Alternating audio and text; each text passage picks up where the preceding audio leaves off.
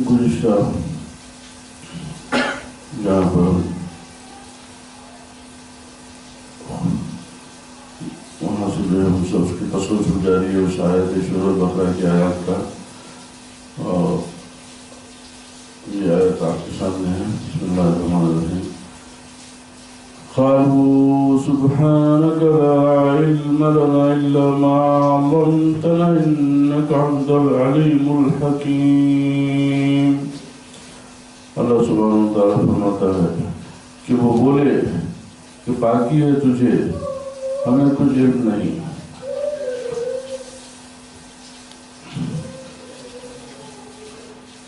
مگر جتنا تو نے ہمیں سکھایا، بے شک تو ہی علم اور حکمت والا ہے۔ تسلسل کچھ یاد ہے آپ لوگوں کو گزشتہ مرتبہ، یہ پھر کچھ دہرانا پیچھے کا، تاکہ وہ آپ کو سمجھ میں آ جائے کہ کہاں پہ رکے تھے ہم۔ کہ جب آدم علیہ السلام، جب شیطان جو ہے جب آدم علیہ السلام کو جنت میں جب ان کو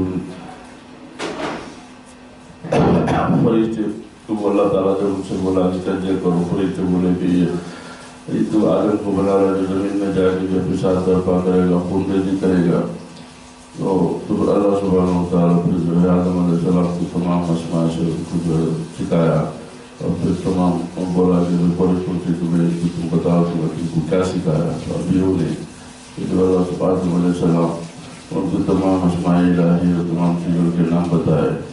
تو اس کے بعد میں اسی سلسلے سے آگے یہ ہے کہ بولے کہ باقی ہے تجھے ہمیں کچھ علم نہیں مگر جتنا تمہیں ہمیں سکھایا۔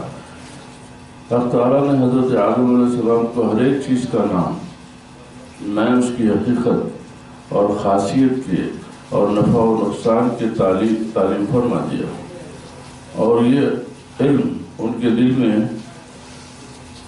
بلا واسطے کلام القا کیا۔ جو علم اللہ سبحانہ وتعالیٰ آدم علیہ السلام کو عطا کیا وہ کسی واسطے کے ذریعے نہیں تھا، وہ راست کو پروردگار عالم ان کے دل میں جو ہے اس علم کو جو ہے القا کیا، کیونکہ بدون اس کمال علمی کے خلافت اور دنیا پر حکومت کس طرح ممکن تھی؟ اس کے بعد ملائکہ کو اس حکمت پر مطلع کرنے کی وجہ سے ملائکہ سے امور مذکورہ یعنی جن باتوں کا جن کاموں کا ذکر کیا گیا ہے اس کا سوال کیا گیا۔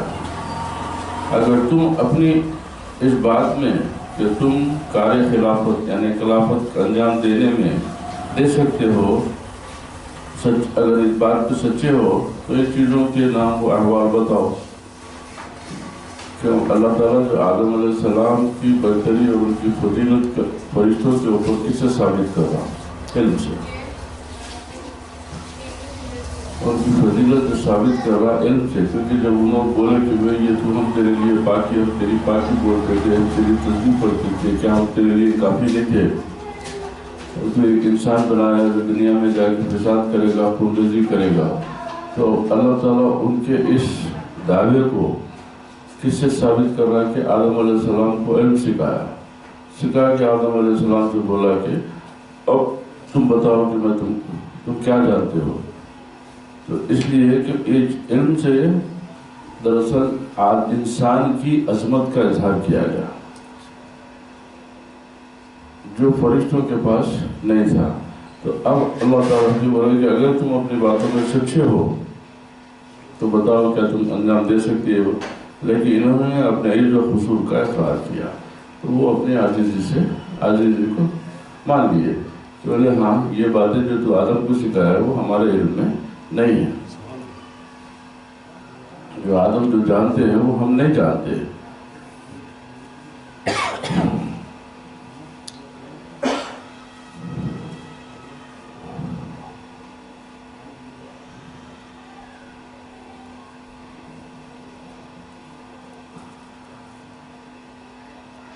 اور سمجھ گئے کہ اس علم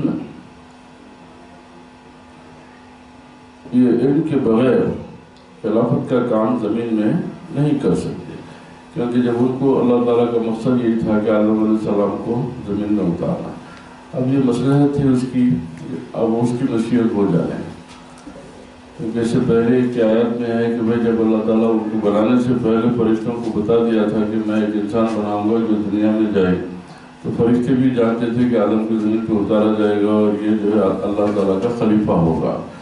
تو اب چونکہ خلافت کے لیے علم ضروری تھا، یہ سمجھ کر کہہ اٹھے کہ تیرے علم و حکمت کو کوئی نہیں پہنچ سکتا۔ جہاں پر صرف آدم علیہ السلام کی جسمانیت کا تعلق ہے، یہ خاص نقطہ ہے، آپ لوگوں کے لیے ضروری نہیں ہے مگر جان لینے میں فائدہ ہے۔ قرآن میں دو طریقے کا ذکر آیا، ایک جگہ اللہ تعالیٰ فرماتا ہے کہ میں خلق الآدم، کہ میں نے آدم کو کی تخلیق دی، پھر ایک جگہ فرماتا ہے کہ انی جاعل فی الارض خلیفہ، تو وہاں پر بھی لفظ یہ کیا کہ میں نے خلیفہ پیدا کیا، تو پھر یہ خلق تخلیق دینا اور جاعل میں کیا فرق ہے؟ جیسے ایک اور جگہ بھی آیا ہے کہ لقد جاءکم رسول من انفسکم، تو وہاں پر بھی یہ ہے کہ بھئی ہم نے تو پیدا لفظ جو ہے اس کو پیدا کرنا، ان کو بھیجنا، ان کا اسی طریقے کے استعمال ہوئے۔ تو جہاں تک جسمانیت کا تعلق ہے وہاں لفظ خلق کو استعمال کیا جاتا ہے۔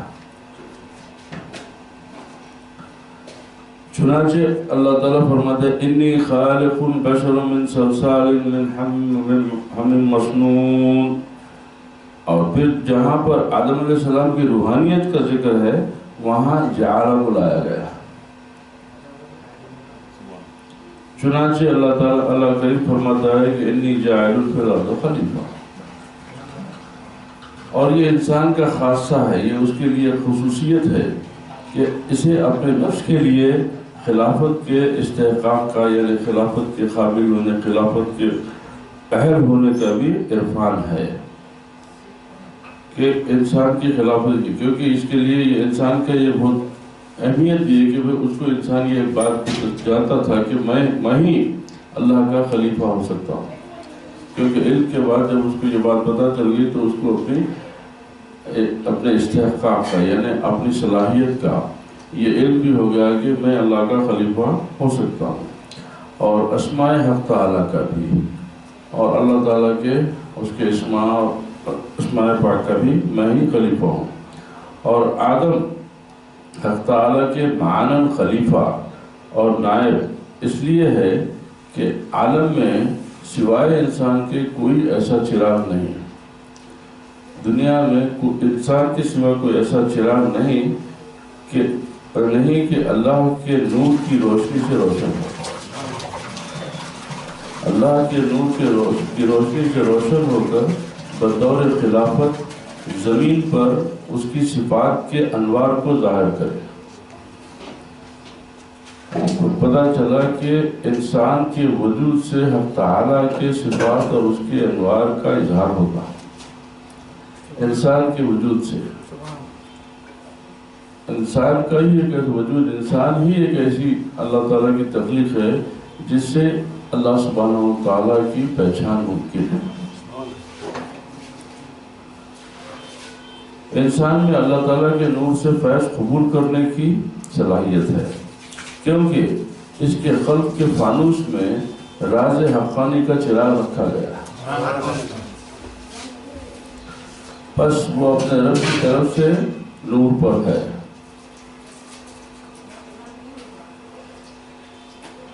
اسی وجہ سے وہ زمین پر اللہ تعالیٰ کا خلیفہ ہوتا ہے، اس کے صفات کے انوار عالم میں ظاہر کرتا ہے، دنیا میں اللہ تعالیٰ کی صفات کے انوار کو ظاہر کرتا ہے، عدل و انصاف، عدل و احسان اور رافت و رحمت، یعنی مہربانی اور رحمت کے ساتھ اس کے مستحقین کے لیے، اور قہر و غضب و انتقام ان کے مستحقین کے لیے۔ جو اس کے مستحق ہوتے ہیں، یہ تمام چیزوں کا کہ اللہ تعالیٰ کی رحمت کا، اللہ تعالیٰ کے غضب کا، یہ تمام کا اظہار انسان سے دنیا میں ہوتا ہے۔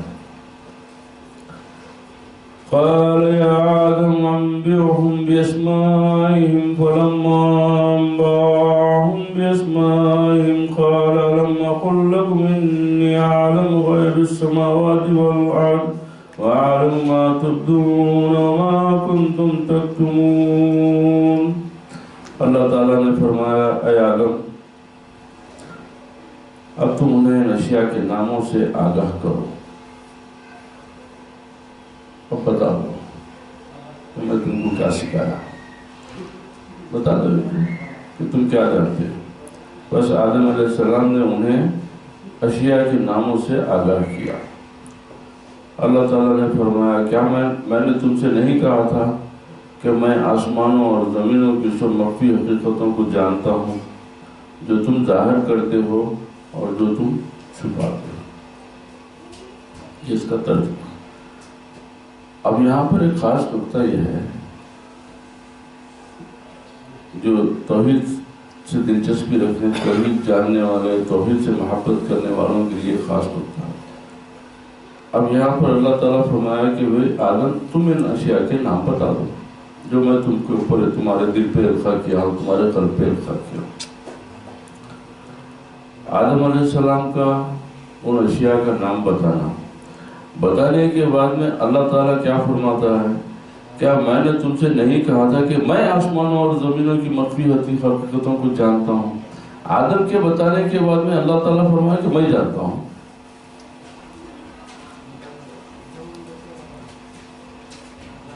آدم علیہ السلام کو بتانے کے بعد میں تو اللہ تعالیٰ یہ فرماتا ہے کہ میں دیکھو میرا علم، میں آدم کو کتنے علم سے نوازا، میں آدم کو کتنا جو ہے علم سے جو ہے غنی کر دیاتا ہوں، جو باتیں تم لوگ نہیں جانتے وہ آدم جانتے ہیں، آدم تم سے اچھے ہیں، تم سے افضل ہیں۔ مگر یہاں پر اب وہ نسبت جو آدم علیہ السلام کے علم کے بیان کے بعد میں اللہ تعالیٰ پھر اس کو اپنی طرف راجع کر کے فرمایا کہ میں جانتا ہوں۔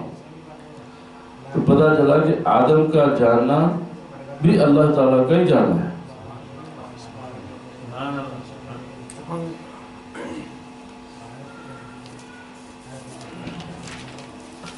حضرت آدم کے نام حضرت آدم نے نام بتا دیے، تمام چیزوں کے جو اللہ تعالیٰ نے ان کو بتایا تھا وہ نام بتا دیے کہ تمہارا نام جبرائیل ہے، تمہارا نام میکائیل ہے، تمہارا اسرافیل ہے، یہاں تک کہ چیل، کوے وغیرہ سب کے نام جب ان سے پوچھے گئے تو انہوں نے بتا دیے۔ جب حضرت آدم کی یہ فضیلت فرشتوں کو معلوم ہوئی تو اللہ تعالیٰ نے فرمایا دیکھو، پھر یہاں فرمایا دیکھو میں نے تم سے پہلے ہی کہا تھا کہ میں ہر کھلے چھپے کا جاننے والا ہوں۔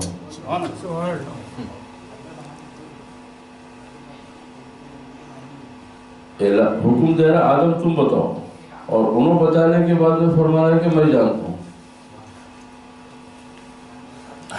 تم بلند آواز سے کہو یا نہ کہو، اللہ تعالیٰ پوشیدہ سے پوشیدہ چیز کو جانتا ہے، جو تم ظاہر کرتے ہو جو چھپاتے ہو، اور اسے میں جانتا ہوں۔ مطلب یہ ہے کہ ابلیس کے دل میں جو تکبر اور غرور تھا اسے میں جانتا تھا۔ فرشتوں کا خول کہ زمین نے اسے کیوں پیدا کیا جو فساد کرے اور خون بہائے، یہ تو وہ خول تھا جسے انہوں نے ظاہر کیا تھا، یہ تو وہ بات تھی جو انہوں نے ظاہر کر دی، مگر جو چھپائے تھے وہ کیا تھی؟ جو چھپائے تھے وہ جو چھپایا تھا وہ تھا ابلیس کے دل میں غرور اور تکبر۔ اسی لیے فرمایا کہ جو تم ظاہر کر دیے وہ تو وہ بھی جانتا ہوں، جو تم چھپا کے رکھے ہیں اپنے دل میں میں اس کو بھی جانتا ہوں۔ حضرت عبدالرحمن بن زید رحمۃ اللہ علیہ فرماتے ہیں کہ اللہ تعالیٰ نے فرشتوں سے فرمایا جس طرح تم ان چیزوں کے ناموں سے بے خبر ہو، اسی طرح تم یہ بھی نہیں جان سکتے کہ ان میں نیک و بد ہر طرح کے ہوں گے، فرما بردار بھی ہوں گے، نافرمان بھی، کہ مجھے جنت دوزخ دونوں پر کرنے ہیں۔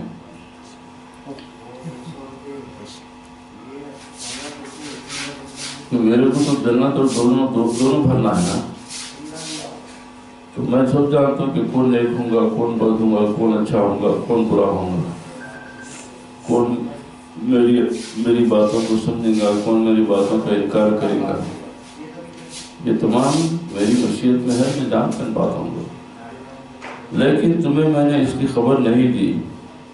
اب جبکہ فرشتوں نے حضرت آدم علیہ السلام کو دیا ہوا ہے دیکھا تو ان کی بزرگی کا اقرار کر لیا.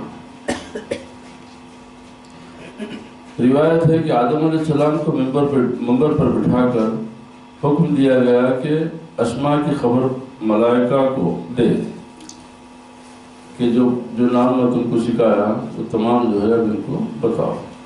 جب وہ منبر پر بیٹھے اور ملائکہ ان کے سامنے بیٹھے تھے، آدم علیہ السلام انہیں ہر اسم کا نفع بتا رہے تھے، جس سے ان کی وہ لا علمی جو وہ دل میں کہہ رہے تھے کہ اللہ تعالیٰ ہم سے زیادہ برگزیدہ اور کسی کو پیدا نہیں کرے گا کا اظہار ہو گیا. کہ جو ان کے دل میں تھا کہ ہم ہی اللہ کے پاس جو ہے مقدس ہے، اللہ کے پاس بہت زیادہ اس کی تسبیح کرنے والے ہیں، ہم اللہ کو زیادہ جاننے والے ہیں، یہ جو فرشتوں کا جو گمان تھا، یہ فرشتوں کا جو ان کا اپنا دعویٰ تھا، وہ تمام دعوے جو ہے ان کے جھوٹے ثابت ہوئے، اس لیے کہ وہ جان گئے کہ ہم سے زیادہ بھی افضل اللہ کے پاس آدم ہے. اور آدم کی شرف و عزت کا کہ معترف ہو گئے، اعتراف کر لیے کہ آدم ہم سے عزت اور شرف میں ہم سے بڑے ہیں. یہ آیات انسان کی شرافت اور اس کے علم کی زیادتی اور اس کی فضیلت پر دلالت کرتی ہے، دلیل ہے، کیونکہ ملائکہ آدم سے عبادت میں زیادہ ہے. ملائکہ اس لیے کہ فرشتے آپ سے ہم سے عبادت میں زیادہ ہیں، کیونکہ فرشتوں کے پاس سوائے عبادت کے کوئی دوسرا کام نہیں. ان کو صرف اور صرف جو فرشتے کو جو حکم دیا جاتا ہے وہ اسی میں رہتا ہو. تو عبادت میں وہ لوگ آدم سے زیادہ ہیں.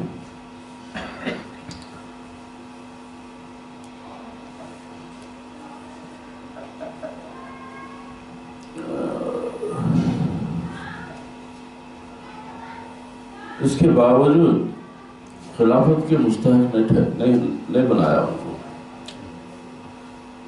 تو پتہ چلا کہ خالی عبادت سے استحقاق نہیں ہوتا. عبادت میں زیادہ ہونے کے باوجود بھی وہ لوگوں کو اپنا خلیفہ نہیں بنایا اللہ تعالیٰ، کیونکہ آدم علیہ السلام ان سے عالم تھے، ان سے زیادہ علم والے تھے.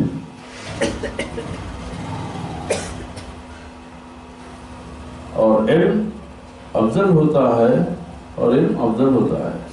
کما قال اللہ تعالی قل هل يستوي الذين يعلمون والذين لا يعلمون. کیا جاننے والے اور نہیں جاننے والے برابر ہوتے ہیں؟ علم والے اور جو علم نہیں رکھتے وہ دونوں برابر نہیں ہو سکتے. علم ایک اعلیٰ جوہر ہے، لیکن بندوں کے لیے ضروری ہے کہ علم کے ہوتے ہوئے عبادت میں مصروف رہے، کیونکہ علم بمنزل شجر کے ہے، جھاڑ کے ہے، اور عبادت بمنزل ثمر کے، اس کے پھل کے. علم جھاڑ کے مانند ہے اور عبادت اس کا پھل ہے. اگرچہ بلحاظ اصالت یعنی بلحاظ یعنی اس کی اصل کے حساب سے کہ جھاڑ کو یہ فضیلت ہے، لیکن درخت سے نفع لینا ثمر کی وجہ سے ہوتا ہے. کیا بات بند. درخت سے نفع لینا ثمر کی یعنی آپ کے علم سے نفع لینا وہ آپ کی عبادت کی وجہ سے ہوگا. علم جھاڑ ہے اور عبادت اس کا پھل ہے. تو پھل جب ہی ملے گا جب جھاڑ ہوگا. حدیث شریف میں ہے کہ جیسے والد بابا کعبہ مکرمہ اور قرآن پاک اور عالم دین کی زیارت عبادت ہے۔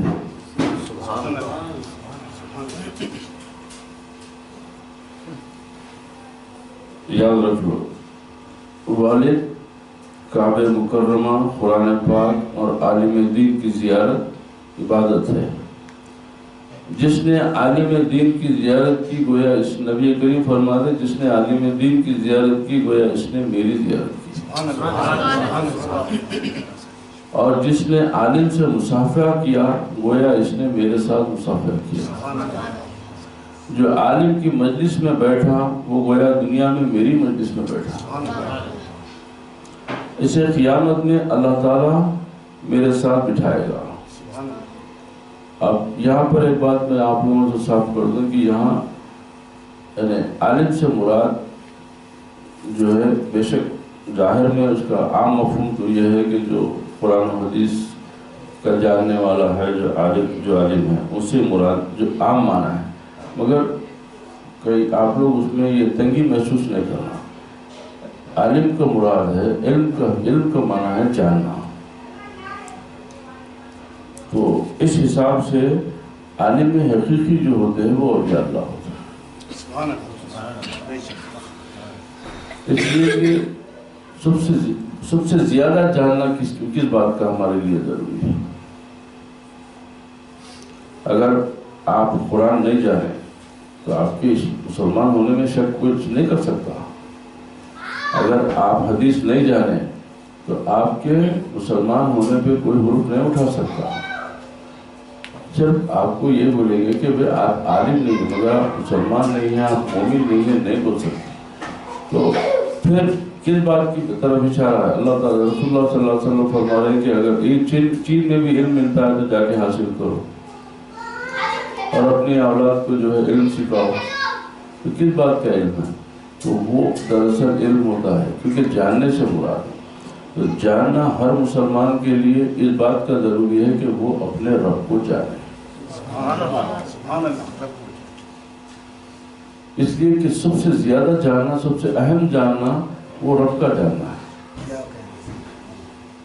وہ آپ کے لیے ضروری ہے۔ اس لیے کہ ظاہر میں اگر انسان ہے، اب یہ بچہ ہے، اگر یہ بچہ پیدا ہو گیا، ان کے والد کسی وجہ سے باہر کے ملک میں ہے، شہر سے دور ہے، اب یہ بچہ بڑا ہو رہا تو اپنی ماں سے ضد کرتا ہے کہ بتاؤ میرے باپ کون ہے۔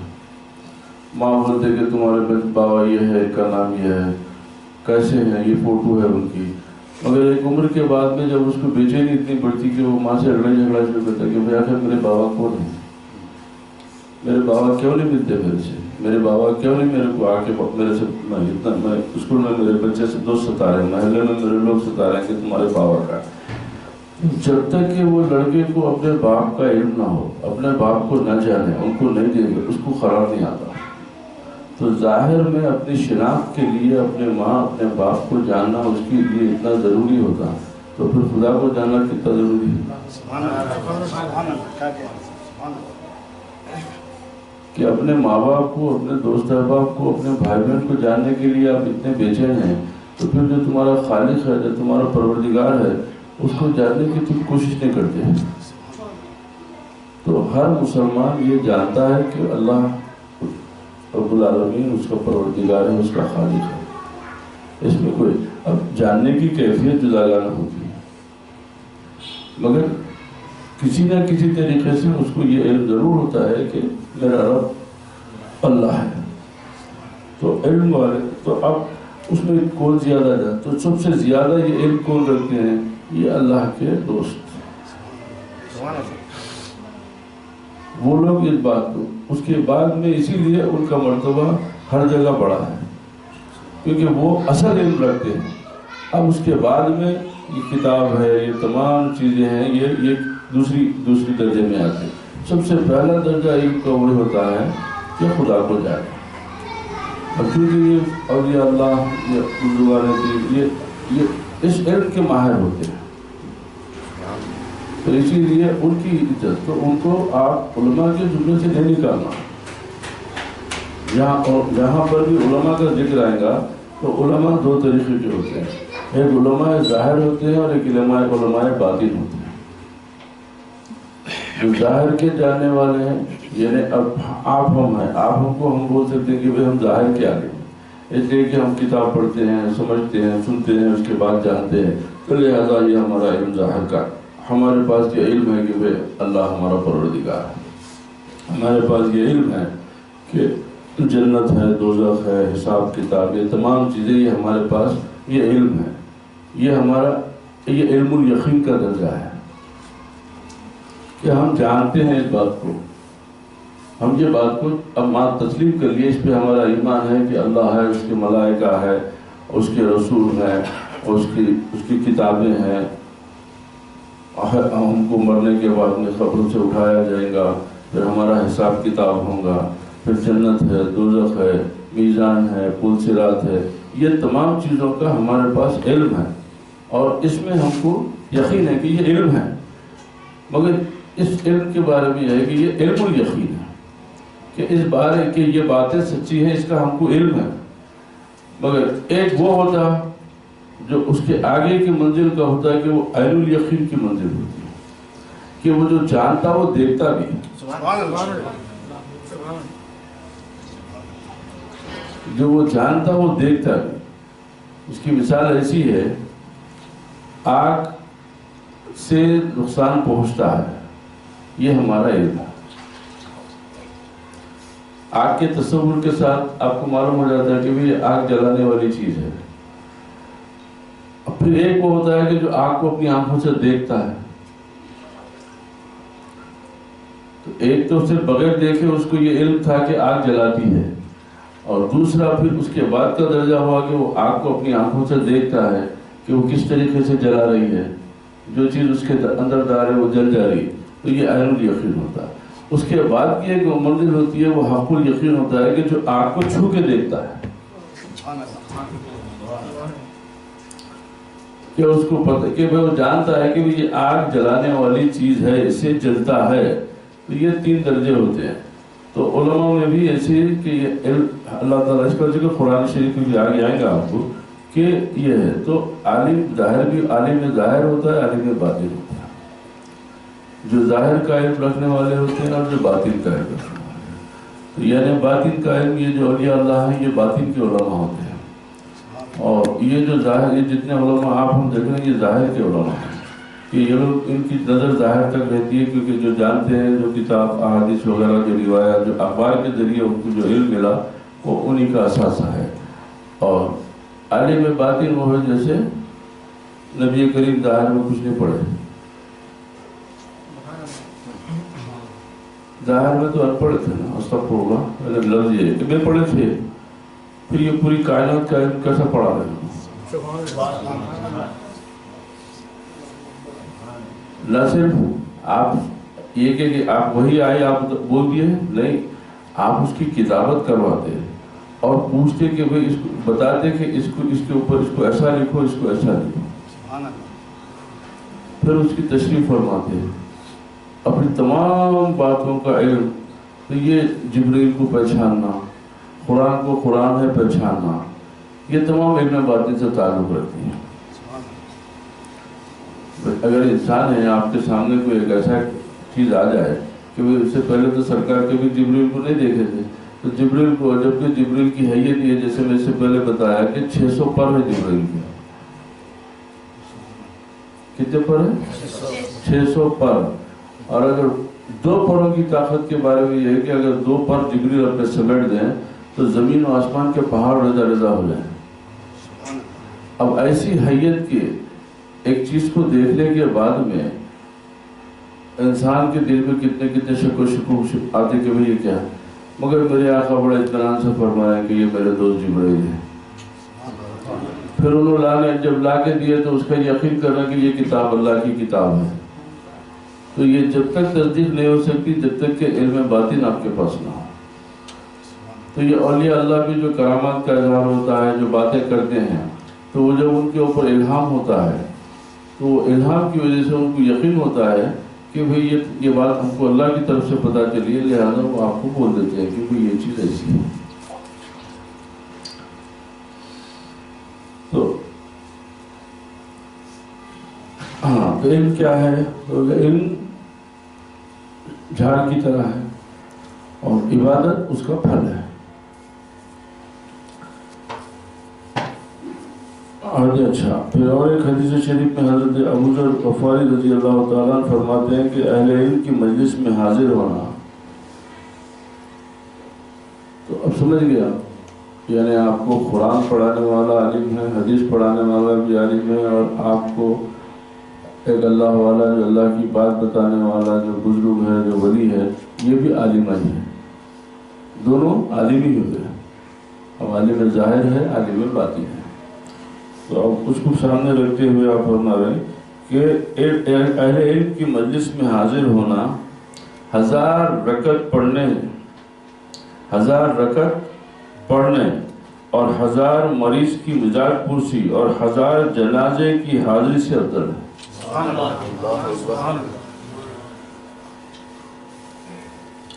عرض کیا یا رسول اللہ، کیا تلاوت قرآن سے بھی؟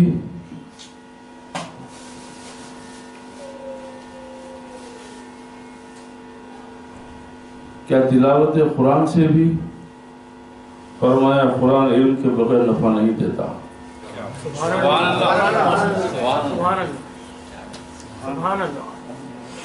قرآن علم کے بغیر نفع نہیں دیتا. اس لیے کہ قرآن آپ بھی پڑھ رہے ہیں، ہم بھی پڑھ رہے ہیں. بہت سارے لوگ صبح سے شام قرآن پڑھتے ہوئے جو ہے دنیا میں بیکار کاموں میں مصروف ہے. اور پھر ویسے لوگ بھی ہے، جیسے ایک واقعہ یاد آیا تو میں بولتا ہوں کہ شاہ ولی اللہ مودی سے دہلوی رحمۃ اللہ علیہ کے پاس ایک شخص آیا اور جو گوسائی تھا. تو گوسائی جو ہوتے ہیں یہ ہندوؤں میں آپ لوگ آج کل نظر نہیں آتے ہوں گے، تو یہ لوگ ترک دنیا کر کے پہاڑوں پہ جا کے بیٹھ جاتے ہیں اور برسوں جو ہے عبادتوں میں رہتے ہیں. اور اس کی وجہ سے اللہ تعالیٰ ان کو بہت ساری باتوں کا علم بھی دیتا ہے. وہ لوگ بہت ساری باتیں جو ہے غیب کی بتاتے بھی ہیں، اور اس پہ ہمارا یقین نہیں ہے، ہم بھروسہ وہ باتوں کو نہیں مانتے، مگر سمجھانے کے لیے بول رہا ہوں کہ وہ عبادت کی وجہ سے، وہ ان کی ریاضت کی وجہ سے ان کو کچھ حاصل بھی ہوتا. تو کافی عرصے گزارنے کے بعد میں شاہ ولی اللہ محدث دہلوی کے پاس آیا، آ کے بولا کہ میں مسلمان ہونا چاہتا ہوں. تو بولے اہلاً و سہلاً، مگر میری ایک شرط ہے. تو آپ بولے کہ بے شرط کے ساتھ معاملہ بگڑ جاتا، شرط کے ساتھ معاملہ بگڑ جاتا، یہ معاملہ بغیر شرط کے قبول کرنے کا ہے. تو بولے میں اپنے مذہب پہ برسوں سے کام کر رہا ہوں، میں اپنے مذہب پہ برسوں سے میں اپنی ریاضت سے میں اس کو چھوڑ کے جب آپ کے مذہب میں داخل ہوں گا تو آپ کے پاس تو مؤلفۃ القلوب ہے نا، جو نئے جو ایمان لائے تھے تو نبی کریم مجاہدین کا حصہ انہوں نے بانٹ دیے تھے نا. اور اس کو لفظ بھی بولا گیا مؤلفۃ القلوب، تاکہ ان کے خلوق میں، ان کے قلبوں میں، ان کے دلوں میں اللہ تعالیٰ سے اور اسلام سے محبت زیادہ ہونے کے لیے ان کو جو ہے یہ مانتے دو. تو پتہ چلا کہ دنیاوی نعمتوں سے بھی اللہ تعالیٰ سے محبت بڑھتی ہے. تو آپ فرمائے اچھا کیا چاہتے ہیں؟ تو بولے میرے کو اسم اعظم بتائیے. تو اسم اعظم قرآن شریف میں یعنی اللہ کا وہ نام، وہ آیت ایسی ہے کہ اگر کوئی اس کو جان لے تو زمین و آسمان تسخیر کرنا، اس کے اوپر اپنی حکومت کرنا، اس کو اپنے تابع کر لینا اس کے لیے آسان ہو جاتا. جس کو اسم اعظم معلوم ہو جائے تو اس کے لیے جو ہے تمام ہر چیز کا جو ہے تسخیر کرنا، یعنی اس کے اوپر قابو پا لینا، اس پر قبضہ کر لینا، یہ آسان ہو جاتا. تو بولے اچھا تم کو اسم اعظم چاہیے، ٹھیک ہے. بولے آپ ظاہر میں میرے اطمینان کے لیے تو پاک صاف ہو کے آ جاؤ. باطن کی پاکی تو جو ہے جب تک اسلام قبول نہیں کرے تو ظاہر کی پاکی، تو آپ اس کے ہاتھ میں کوئی قلم یا کاغذ لکڑی وغیرہ کچھ دیے اور بولے کہ بھائی جہاں تمہارا دل بولا وہاں قرآن شریف میں رکھ دو اس کو. تو وہ کسی مقام پہ وہ قلم کو رکھ دیا. آپ وہ آیت پڑھے. جیسا آپ وہ آیت پڑھے تو فوراً وہ بول اٹھا کہ میں ایمان لایا تمہارے رب پہ تمہارے رسول پہ. آپ بولے کس وجہ سے؟ ابھی اتنا جلدی کیسا پتہ چلا تم کو؟ تو بولے میں سوچ کے رکھا تھا کہ اگر یہ اسم اعظم ہے تو یہ میرے جو ہاتھ کے جو تانبے کے جو کڑے ہیں یہ سونے کے ہو جانا. جیسا آپ یہ تلاوت کریں یہ سونے کے ہو گئے. تو آپ قرآن شریف بند کر دیے. آپ بولے وہ آیت دے دو. تو بولے پورا قرآن اسم اعظم ہے، پڑھنے کے لیے ولی اللہ کی زبان چاہیے. اللہ تعالیٰ کا کلام ہے، میں اس کو کس کو اعظم کس کو اصغر بولوں؟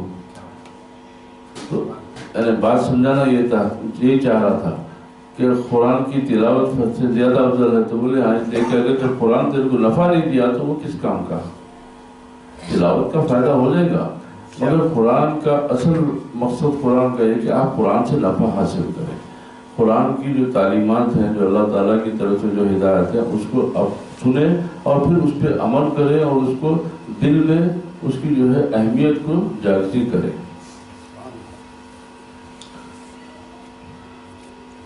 اور ایک حدیث شریف میں فرمایا گیا ہے کہ جو چاہے کہ میں دوزخ سے آزاد شدہ لوگوں کو دیکھوں، یعنی جو دوزخ سے نکل جانے والے، جو ان کو اللہ تعالیٰ جن کو دوزخ سے نکال دیا، ویسے لوگوں کو دیکھوں تو وہ دین کے طالب علموں کی زیارت کرے. مجھے نبی کریم صلی اللہ علیہ وسلم، مجھے یعنی سرکار فرما رہے ہیں، اس ذات کی قسم ہے کہ جس کے قبضے قدرت میں محمد کی جان ہے، ہر وہ طالب علم جو علم کے دروازے پر جاتا ہے اس کے ہر قدم پر سال کی عبادت لکھی جاتی ہے، اور ہر قدم پر بہشت میں پورا شہر بنایا جاتا ہے. طالب علم زمین پر چلتا ہے، زمین اس کے لیے بخشش کی دعا مانگتی ہے، اور ہر صبح و شام اسے مغفورین میں شمار کیا جاتا ہے، یعنی اللہ جس کو معاف کر دیا. اس بارے میں مولانا روم فرماتے ہیں، بڑی اچھی بات ہے، خاتم ملک سلیمان است علم، جملہ عالم صورت و جان است علم. ملک سلیمان کی مہر، کیونکہ سلیمان علیہ السلام وہ ایک ایسے نبی ہے جن کو اللہ تعالیٰ روئے زمین کی پورے سلطنت دیا تھا، اور ہر مخلوق پہ ان کی حکومت تھی. وہ جنوں کے، انسانوں کے، جانوروں کے، ہر ایک کے جو ہے ان کو بادشاہت عطا کی تھی. تو اسی لیے خاص طور سے حضرت سلیمان کا ذکر کرے انہوں کہ سلیمان، ملک سلیمان کی مہر علم ہے. تمام جہان جسم ہے، تمام جہاں جسم ہے اور علم جان ہے. اب یہاں پہ اللہ اس میں کیا فرمایا ہے کہ علم الاسماء کلہا، کہ تمام چیزوں کے ان کو نام بتائے. تو اب یہ اسماء جو نام یہ ہیں یہ تین قسم کے ہیں. پہلا ہے اسماء روحانیات اور ملکوتیات، دوسرا ہے اسماء جسمانیات، یعنی ایک یعنی روحانی اور ملکوتی اسماء ہیں، اور ایک جسموں کے نام ہیں، اور تیسرا ہے اسماء الہیات کہ اللہ سبحانہ و تعالیٰ کے نام. اسماء روحانیات اور ملکوتیات یہ کیا ہے؟ یہ ملائکہ کا مقام ہے، اور یہ مرتبہ ہے ان کو ان کے بعض کا علم ہوتا ہے، اور جن کا انہیں علم نہیں ہوتا ان کی خبر دینے کی انہیں صلاحیت ہے. اگر کوئی بات کا کسی چیز کا ان کو علم نہیں بھی ہوتا تو اللہ سبحانہ و تعالیٰ کی طرف سے وہ بات معلوم کر کے آپ کو اس کی خبر دے سکتے ہیں، کیونکہ روحانیات اور ملکوتیات ان کے لیے ایسے ہیں جیسے ہمارے لیے جسمانیات. ہم جیسے جان کے انسان کے ہم جسموں کے بارے میں بات کر سکتے ہیں، تو فرشتے جو ہے روحوں کے بارے میں اس طریقے سے بات کر سکتے ہیں۔ اب اسماء جسمانیات کیا ہے؟ یہ پہلے مرتبے سے کم درجہ ہے، یعنی فرشتوں کے علم سے یہ جسم کا علم رکھنے والوں کا مرتبہ تھوڑا کم ہے۔ ان کی خبر دینا ملائکہ کے امکان میں ہے، کیونکہ جسمانیات ان کے لیے ایسے ہیں جیسے حیوانات ہمارے لیے، یعنی فرشتے انسانوں کے بارے میں ویسا جانتے ہیں جیسا ہم حیوان کے بارے میں جانتے ہیں۔ یہ مرتبہ انسان کے مرتبے سے کم ہے، اور انسان کے لیے اس کی خبر دینا ممکن ہے، یعنی حیوان کی خبر دینا انسان کے لیے ممکن ہے، اور انسان کی خبر دینا فرشتے کے لیے ممکن ہے۔ اب اسماء الہیات کیا ہے؟ یہ ملائکہ کے مرتبے سے اونچا درجہ ہے، جس کا ذکر کیا گیا یہاں پہ، وَعَلَّمَ آدَمَ الْأَسْمَاءَ، کہ جس میں ہم نے آدم کو تمام چیزوں کے نام بتائے۔ تو بولتے یہ علم روحانیات یہ نہیں تھا، یہ علم جسمانیات نہیں، یہ علم الہیات تھا، اور یہ ملائکہ کے درجے سے اونچا درجہ ہے۔ انسان کو ممکن نہیں کہ ان کی خبر دے سکے، اور نہ ہی ملائکہ کو، جتنا کہ اللہ تعالیٰ نے علم دیا۔ جس کو جتنا علم اللہ سبحانہ و تعالیٰ عطا کرتا وہ اتنا جو ہے اس کو بتا سکتا، اس کی انتہا تک کوئی نہیں پہنچ سکتا۔ جس کو اللہ تعالیٰ جتنا نوازتا ہے وہ اتنی بات کر سکتا۔ اس سے آگے کچھ بتا سکے کیونکہ یہ غیب ہے، اور انہیں عالم غیب کی جانب ترقی نہیں ملتی، اس لیے کہ یہ عالم جبروت ہے۔ یہ بہت بزرگ جگہ ہے، یہ مقام خاص ہے، یہ اللہ تعالیٰ کی جو ہے خاص بزرگی اور اس کے خاص تقدس، اس کے بہت اعلیٰ مقام ہے۔ اور ملائکہ اہل ملکوت ہیں، وہ ملائکہ عالم جبروت سے نہیں ہے، عالم ملکوت سے ہے۔ ان کا مقام محدود اور معلوم ہے، تمام صلاحیتوں کے باوجود بھی ان کا مقام کی ایک حد ہے، ان کی معلومات کی ایک حد ہے، اس سے متجاوز نہیں، اس سے آگے نہیں بڑھ سکتے۔ جیسا کہ جبریل علیہ السلام نے شب معراج سدرۃ المنتہا پر ٹھہر کر نبی کریم سے عرض کی، اگر میں انگلی کی مقدار آگے بڑھوں تو جل جاؤں گا۔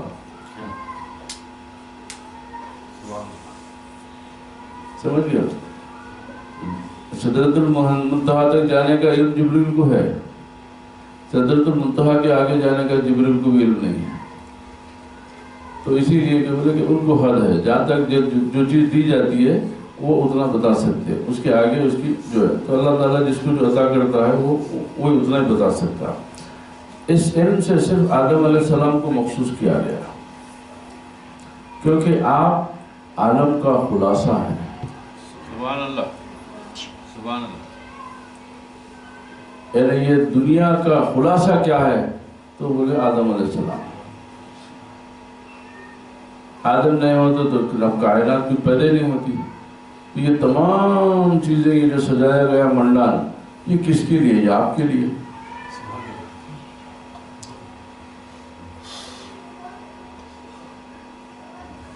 آدم کی روح شجر عالم کا بیج ہے، آدم کی روح دنیا کے جھاڑ کا جو ہے وہ بیج آدم کی روح ہے، اور آپ کا جسم شجر عالم کا ثمر۔ اسی لیے تمام عالم کی پیدائش کے بعد آدم کو پیدا کیا گیا، اسی لیے ہر چیز پہلے بنا دی گئی نا، سب سے آخر میں پیدا ہونے والا انسان ہے۔ زمین، آسمان، فرشتے، حتیٰ کہ جانور وغیرہ سب بنا دیے گئے، اس کے بعد آدم کو بنایا گیا، سب پیدا کیا گیا۔ جیسے ثمر درخت کی تکمیل کے بعد ہوتا ہے، پھل جو ہے جب درخت لگ پورا ہو جاتا اس کے بعد پھل آتا اس کو، تو اسی طریقے سے آدم کے پیدا ہونے میں اللہ تعالیٰ کی مشیت یہ ٹھہری کہ تمام چیزیں پہلے جیسے اس کی شجر کو بنا دوں، اس کے بعد میں اس کا ثمر نکالوں۔ اس لیے تمام عالم کی پیدائش کے اچھا جیسے ثمر تمام درخت کے اجزاء کو عبور کرتا ہوا، پھل درخت کے اجزاء کو عبور کرتا ہوا یعنی اس کو پار کرتا ہوا درخت کے اوپر نمودار ہوتا ہے. ہر درخت کا پھل اس کے اوپر ہوتا نا، اس کے پتوں پہ، اس کے ڈالوں پہ، تو جیسے اوپر ہوتا ہے ایسے ہی آدم علیہ السلام موجودات کے درخت کے اجزاء کو عبور فرمایا. خواہ علوی دنیا تھی یا خواہ سفلی، کہ وہ دنیا جو ہے علوی تھی یا سفلی تھی، یعنی آسمانی تھی یا زمینی تھی، اوپر کی تھی یا نیچے کی تھی، اور موجودات کے ہر چیز میں نفع بھی تھا اور نقصان بھی، مصلحت بھی اور فساد بھی. پھر ہر شے کا نام بمطابق نفع اور نقصان کے رکھا گیا، جیسا کہ اللہ تعالیٰ کے علم میں تھا. آدم علیہ السلام کو سکھایا گیا. یہ وہ علم تھا جو آدم علیہ السلام کو دیا گیا جس سے ملائکہ لا علم تھے. یہ علم سے ملائکہ کا کوئی واسطہ نہیں تھا، وہ یہ علم نہیں جانتے تھے. یہ آدم علیہ السلام کے کمال سے تھا کہ اللہ تعالیٰ کے اسماء کو بمطابق نفع و نقصان معلوم کر لیا. اب یہ علم سے اللہ تعالیٰ جو ان کو عطا کرا اسے کیا معلوم کرے، تو انہوں ہر چیز کی سے نفع و نقصان یہ تمام چیزوں کا ان کو علم عطا کر دیا گیا.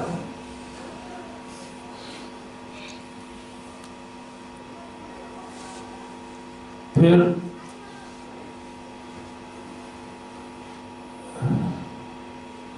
اسماء الہی کے علم کا مطلب یہ ہے کہ آدم علیہ السلام مخلوق ہیں. اب اللہ تعالیٰ یعنی کس طریقے سے نفع و نقصان، کس طریقے سے اس کی صحیح اور غلط، اس کس طریقے سے اس کی جو ہے مثبت اور منفی باتوں کو کس طریقے سے معلوم کرے، تو اس کے بارے میں یہ ہے کہ آدم علیہ السلام کو جو اسماء الہی کا جو علم کا جو مطلب کیا ہے، مطلب یہ ہے کہ آدم علیہ السلام یہ بات جان گئے کہ آدم مخلوق ہے تو اللہ خالق ہے، آدم مرزوق ہے تو اللہ رزاق ہے، آدم عبد ہے تو اللہ معبود ہے، آدم معیوب ہے تو اللہ ستار ہے، آدم مذنب ہے تو اللہ غفار ہے، آدم نائب ہے تو آدم تائب ہے تو اللہ تواب ہے، آدم نفع لینے والے ہیں تو اللہ تعالیٰ نافع ہے. یہ تمام چیزوں کا ان کو علم ہو گیا. وَإِذْ قُلْنَا لِلْمَلَائِكَةِ اسْجُدُوا لِآدَمَ فَسَجَدُوا إِلَّا إِبْلِيسَ أَبَىٰ وَاسْتَكْبَرَ وَكَانَ مِنَ الْكَافِرِينَ. اور جب ہم نے فرشتوں کو حکم دیا کہ آدم کو سجدہ کرو تو سب نے سجدہ کیا سوائے ابلیس کے، جو منکر ہوا اور غرور کیا اور کافر ہو گیا. حضرت آدم علیہ السلام کے بہت بڑی بزرگی کو ذکر کر کے اللہ تعالیٰ نے انسانوں پر اپنا بہت بڑا احسان ظاہر کیا اور خبر دی کہ اس نے فرشتوں کو حکم دیا کہ وہ آدم کو سجدہ کریں. سجدہ اگر شرعی معنی میں لیا جائے تو ملائکہ دراصل سجدہ تو اللہ تعالیٰ کو کر رہے تھے، سجدہ تو اللہ تعالیٰ کو کر رہے تھے، اور آدم علیہ السلام کی شان بڑھانے کے لیے ان کو ملائکہ کا قبلہ قرار دیا گیا.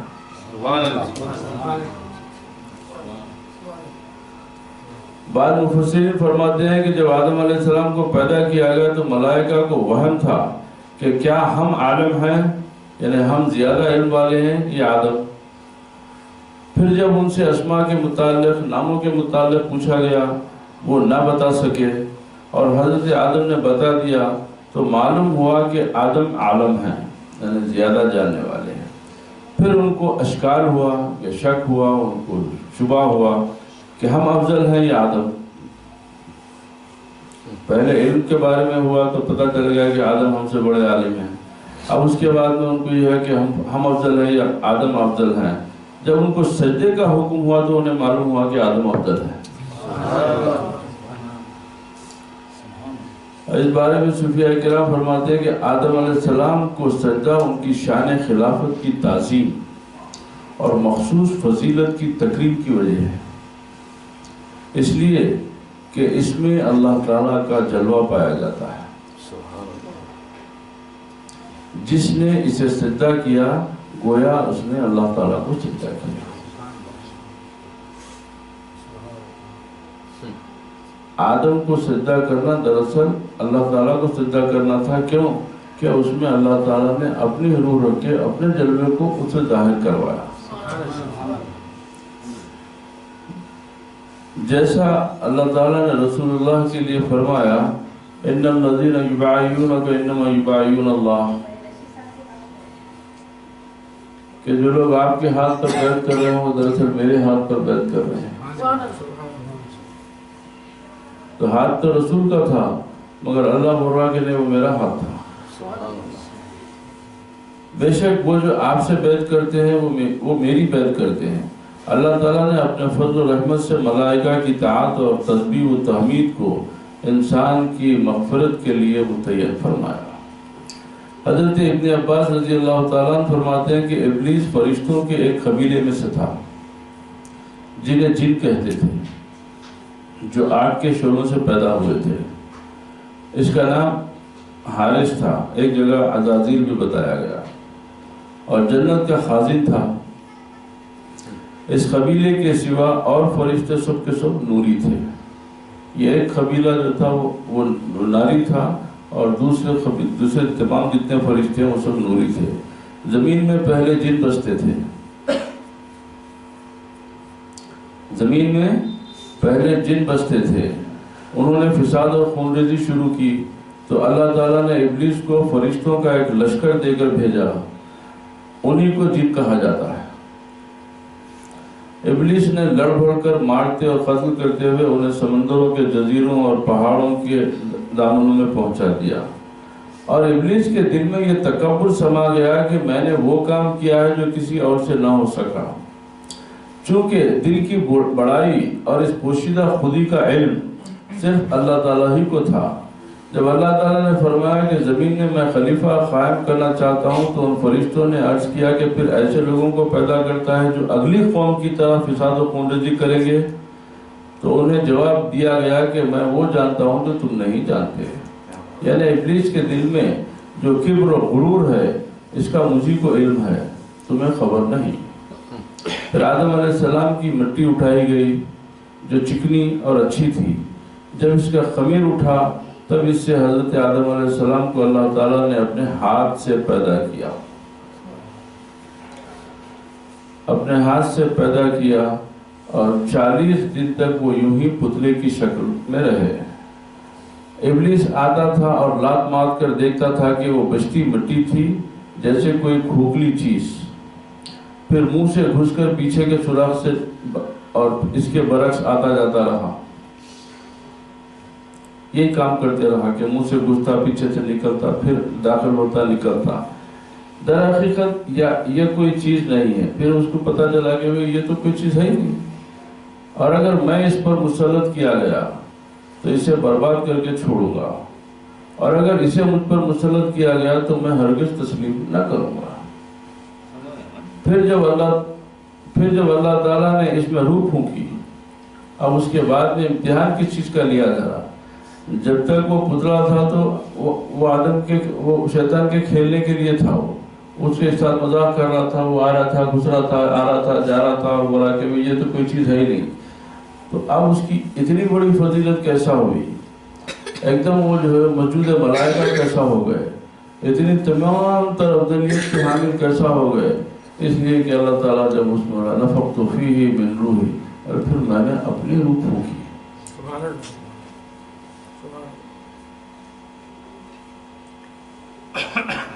اور اس میں روح پھونکی اور وہ سر کی طرف سے نیچے کی طرف آئی. وہ سر کی طرف سے نیچے کی طرف آئی، جہاں تک پہنچتی رہی خون گوشت بنتا گیا. جب ناف تک روح پہنچی تو اپنے جسم کو دیکھ کر خوش ہوئی اور چھینک آئی. تو کہا الحمدللہ رب العالمین. یہ آدم کا پہلا کلمہ تھا. یہ سب سے پہلا کلمہ جو آدم علیہ السلام کی زبان سے نکلا. جیسا آپ کو چھینک آئی تو آپ کی زبان سے نکلا الحمدللہ رب العالمین. تو اللہ تعالیٰ نے جواب دیا یرحمک اللہ. اسی لیے احادیث سے حکم ہے کہ جب کسی کو چھینک آئی جب کوئی الحمدللہ بولے تو آپ یرحمک اللہ بولو۔ پھر جب ابلیس کے ساتھی فرشتوں نے فرمایا کہ آدم کے سامنے سجدہ کرو تو ان سب نے سجدہ کیا، لیکن ابلیس کا غرور و تکبر ظاہر ہو گیا، اس نے نہ مانا اور سجدے سے انکار کر دیا اور کہنے لگا میں اس سے بہتر ہوں، اس سے بڑی عمر والا ہوں اور اس سے قوی اور مضبوط ہوں، یہ مٹی سے پیدا کیا گیا ہے، میں آگ سے بنا ہوں اور آگ مٹی سے قوی ہے۔ اس انکار پر اللہ تعالیٰ نے اسے اپنی رحمت سے نا امید کر دیا اور اسی لیے اسے ابلیس کہا جاتا ہے۔ جن فرشتوں نے سجدہ کیا وہ نور سے پیدا کیے گئے تھے، کیا بات اور نور کی شان انقیاد و طاعت ہے، یعنی تابع ہونا اور اطاعت کرنا ہے۔ سب سے پہلے سجدہ جبریل علیہ السلام نے کیا، اسی لیے اللہ تعالیٰ نے انہیں انبیاء علیہ السلام خصوصاً نبی کریم علیہ السلام کے پاس پیام رسانی کا شرف بخشا۔ پھر میکائیل، پھر اسرافیل، پھر عزرائیل، پھر تمام ملائکہ نے سجدہ کیا۔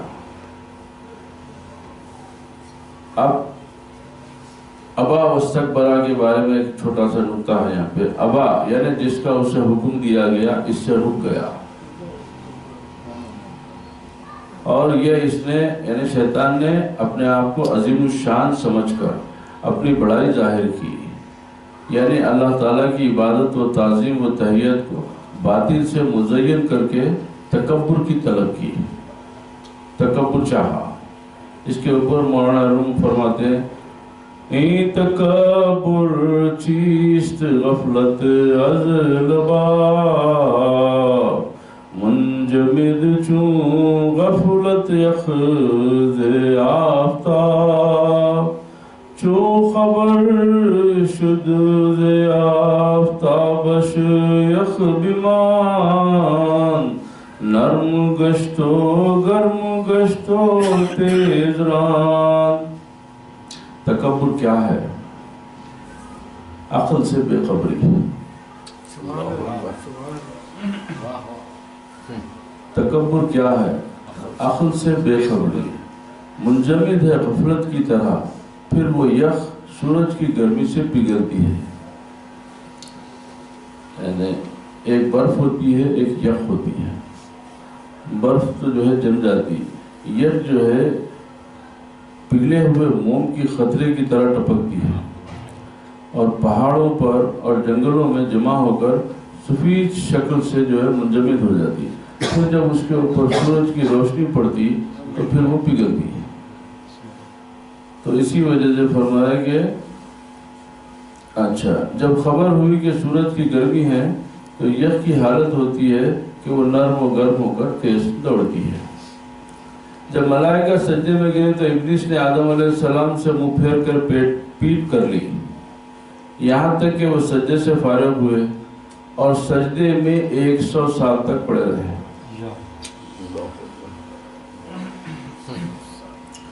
بعض روایتوں میں ہے 500 سال۔ جب انہوں نے سر اٹھا کر دیکھا تو ابلیس کھڑا ہوا ہے، بلکہ آدم علیہ السلام سے منہ پھیرا ہوا ہے اور اس فعل سے نادم بھی نہیں ہوتا، تو اس کے امتناع یعنی اس کے انکار اور اپنی فرما برداری کی توفیق کی وجہ سے وہ دوبارہ سجدہ کیا۔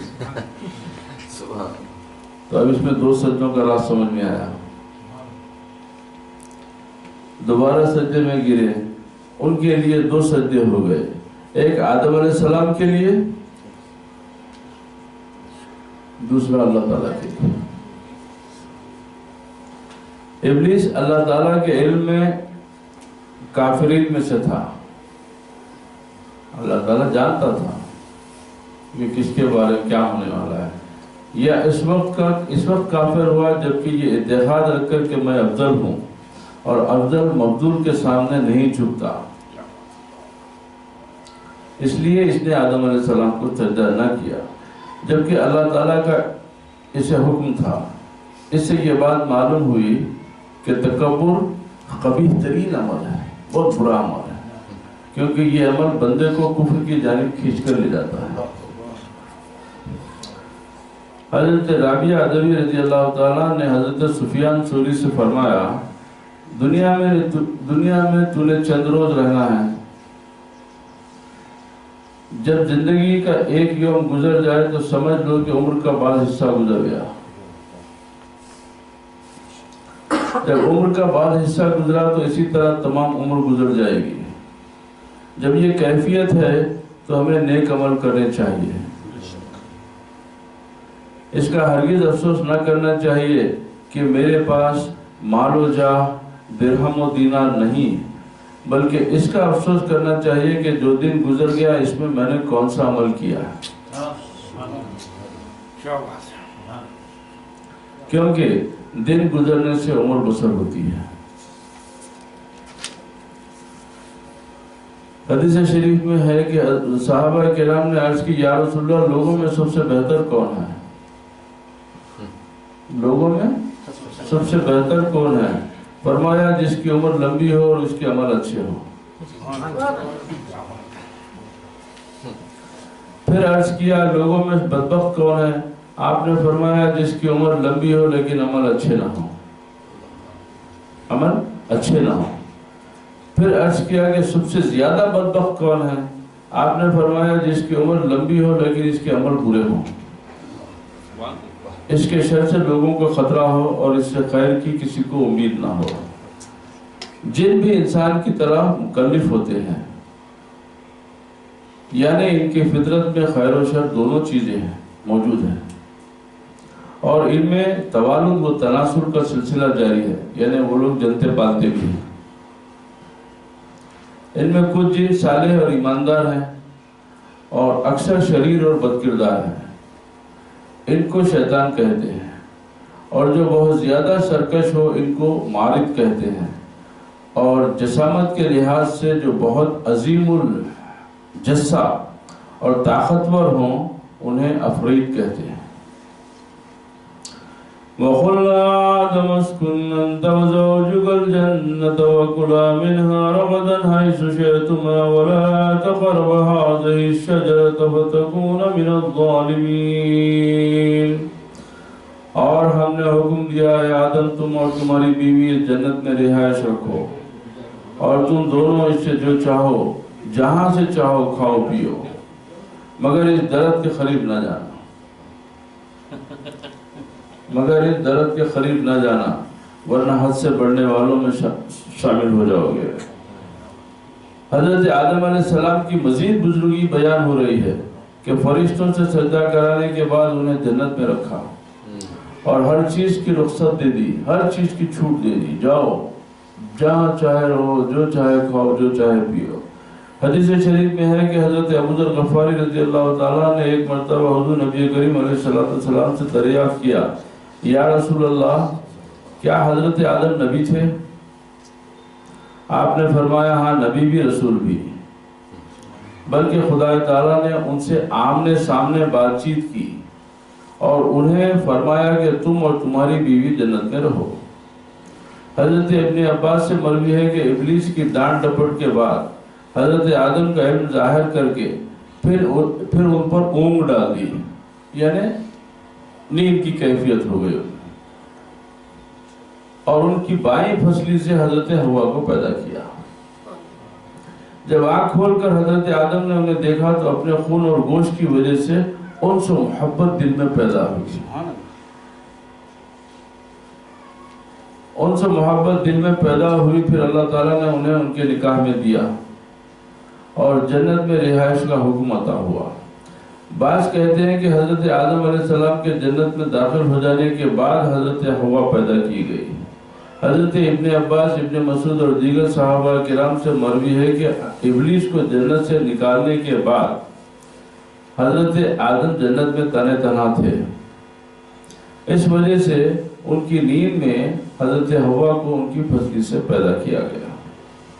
حضرت حوا نے فرمایا میں ایک عورت ہوں اور آپ کے ساتھ رہنے اور تسکین کا سبب بننے کے لیے پیدا کی گئی ہوں۔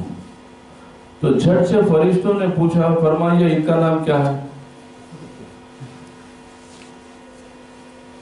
تو جیسا حضرت حوا پیدا ہوئے تو فرشتے آدم علیہ السلام سے سب جانتے تھے نا، جب آپ کو اللہ تعالیٰ تمام اسما بتایا تھا تو بولا ان کا نام بتائیے، ان کا نام کیا ہے؟ حضرت آدم نے کہا ہوا۔ انہوں نے پوچھا اس نام کی وجہ کیا ہے؟ اس لیے کہ یہ ایک زندہ سے پیدا کی گئی ہے، یہ ایک زندہ سے پیدا کی گئی ہے۔ وہی خداوند کریم کی آواز آئی کہ اے آدم، اب تم اور تمہاری بیوی جنت میں آرام و اطمینان کے ساتھ رہو اور جو چاہے کھاؤ پیو۔ اس ایک درخت سے روکنا یہ امتحان تھا۔ بعض کہتے ہیں یہ انگور کی بیل تھی، کوئی کہتا ہے گیہوں کا درخت تھا، کسی نے سنبلا کہا ہے، کسی نے کھجور بتلائی ہے اور کسی نے انجیر کہا ہے۔ ابن جریر رحمۃ اللہ علیہ فرماتے ہیں کہ کوئی ایک درخت تھا جس سے خدا تعالیٰ نے روک دیا۔ نہ قرآن سے تعین ثابت ہوتی ہے نہ حدیث سے کہ قرآن و حدیث میں وہ درخت کس چیز کا تھا، اس سے کوئی اس کی تعین ثابت نہیں ہوتی، مگر زیادہ تر کا یہ گمان ہے اور ان کا اس بات کے اوپر زیادہ یقین ہے کہ وہ جو ہے شجرے سے مراد گندم کا دانہ تھا، گیہوں کا دانہ، اور یہی زیادہ مشہور ہے۔ اور صوفیہ کرام کے نزدیک بھی یہی معنی زیادہ موزوں اور جامع ہے، کیونکہ نوح انسانی کو گندم دانے سے زیادہ مناسبت ہے، نوح انسانی کو گندم دانے سے زیادہ مناسبت ہے، اور اس میں ہر قسم کا ایک رنگ موجود ہے، اور اس کا ثمر شہد سے زیادہ میٹھا اور مکھن سے زیادہ نرم اور برف سے زیادہ سفید ہے۔ اس کا ہر دانہ گائے کے گردے کی طرح ہے، اسی لیے اللہ تعالیٰ نے دنیا میں اسے اولاد آدم کا رزق بنایا۔ اسی لیے مشہور ہے کہ حضرت آدم نے گندم کا دانہ کھایا۔ صوفیہ فرماتے ہیں کہ اللہ تعالیٰ نے آدم علیہ السلام کو آزمائشی خطاب سے مخاطب کیا، وہ عشوہ و ناز کی نہیں سے نوازا، گویا یوں فرمایا کہ اے آدم، میں تجھے اس شجرے کے سوا تمام بہشت عنایت کرتا ہوں۔ تو یہ ان کا ایک امتحان تھا، یہ ان کی ایک آزمائش تھی، یہ ان کے اوپر کوئی عتاب نہیں تھا، یہ کوئی، کیونکہ انہیں اس کو اپنی مشیت کرنا، کیونکہ پہلے بول دیا تھا کہ میں تم کو زمین میں اتارنے والا ہوں، ان کی پیدائش سے پہلے فرما دیا تھا کہ میں تمہیں ایک انسان بناؤں گا جو زمین میں اتارا جاؤں گا۔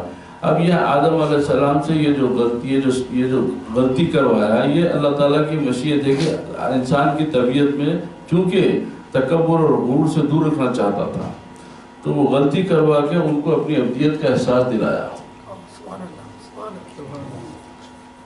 کہ میں لاکھ فرشتوں سے افضل ہونے کے باوجود تیرا بندہ ہوں اور تیری مرضی اور ہر چیز تیرے مقدم ہے، تیرے حکم کے تابع ہوں۔ یہ درخت چونکہ محبت و معرفت کا ہے اور محبت کے لیے محنت کی سواری لازمی ہے،